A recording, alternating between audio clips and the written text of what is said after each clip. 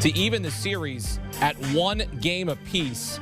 The 125-91 victory is tied for the 4th largest playoff win in franchise history. And speaking of wins, Todd Fuhrman told you take the Bucks, said to lay the 8.5. And they crushed Atlanta in this game.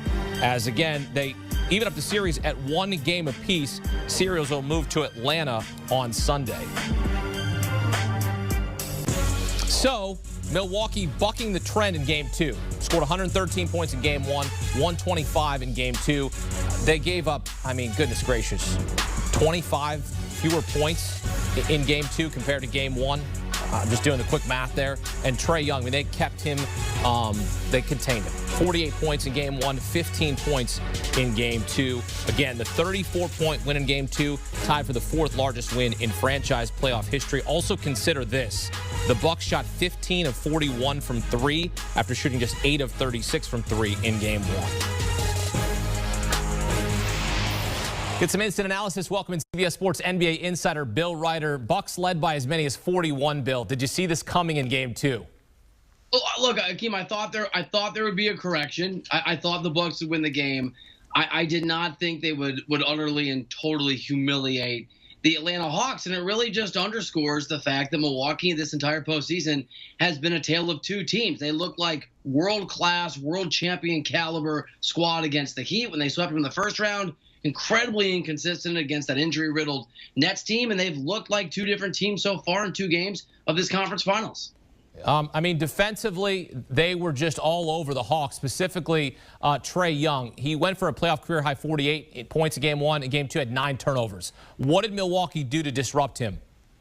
Yeah, you said it. First and foremost, they had 2 guys waiting after the primary defender on Trae Young to move up on Trae. The moment he got, even 4 steps ahead of the half-court line. If you go back and you look at some of the tape, whether it was Giannis or Middleton or whoever it might be, there was always somebody there to help Chris Middleton defensively or Drew Holiday defensively and to really come up on top of what was going to be the screen. And Trae, I don't know about panic is the right word, maybe a loss of focus, but he didn't handle it well. And you said it, give Milwaukee credit, top 10 defense this year. They haven't played like it throughout the postseason, but they did what you have to do. And what Philly did at times against Trae Young, not enough, obviously, because they're not in this series, but you can get into Trae Young a little bit. You can scramble his confidence a little bit. He's still a young guy. You just got to make him know that you're there and get up on him. Does this result say more about Milwaukee or more about Atlanta? Like, did Milwaukee expose the Hawks in this game, like so much so that you could say, wow, Bucks in 5?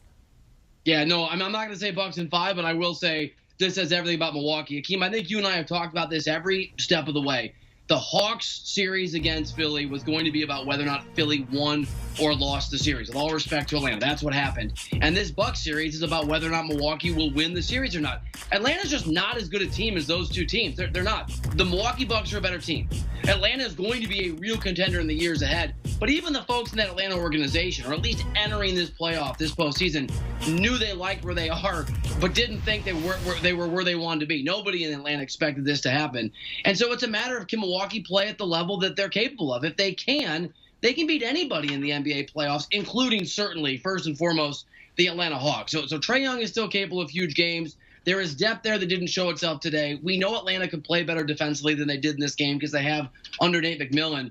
But this is about Giannis. He took some threes anyway, but mostly attacking the rim and getting to the basket, doing what he's good at. It was about Drew Holiday having a star, maybe not superstar, but a star turn. And you said it about Milwaukee playing the level of a defensive intensity that they can. Here's the deal. If the Bucks stop playing like these are January games against, the Sacramento Kings, the Detroit Pistons, they can beat anybody. And what you saw tonight was a combination of a little bit of desperation, right? A little bit of intensity because they lost Game 1. You can't go down 2-0 when you're the home team.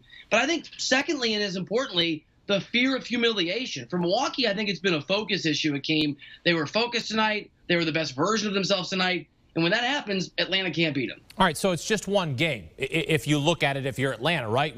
We played great in Game 1. We're lucky to get out of there. We're lucky to get out of Milwaukee 1-1. I'm sure they're happy to be going out of Milwaukee tied 1-1. But if you're the Bucks, what does this Game 2 win mean for them? Yeah, you're right on both. You're 100% right on both counts. If you're Atlanta, You got to brush it off. Look at what the Clippers do and say, take it a game at a time, and we actually got one of these games. If you're Milwaukee, you just have to realize that if you play the way that you're supposed to, if Giannis attacks the rim and plays downhill, if one of those two guys named Middleton or Drew Holiday just chill a little bit and play at the level they're capable of, and if this team plays great defense, they are the best team. They can win the series. The only thing that can stop the Milwaukee Bucks, and by the way, Akeem, it could still stop them, is to panic, because Atlanta's good enough, and Trae Young is obviously advanced enough as a young guy to take advantage of a better team that starts to have some insecurity and not play like it. They got outscored 62-30 in the paint, did the Hawks. I mean, they just absolutely slobber-knocked Atlanta in the paint. I mean, they slobber-knocked them the whole game, but goodness gracious, what a statement Milwaukee makes in Game 2. Game 3 Sunday when the series shifts to Atlanta. Bill Reiter joining us here on CBS Sports HQ. Bill, thanks. Do you want a sports network that delivers everything that matters about the game? The highlights, the picks, the instant analysis, no yelling, no fake debates, no politics. Hit the subscribe button and never miss a moment.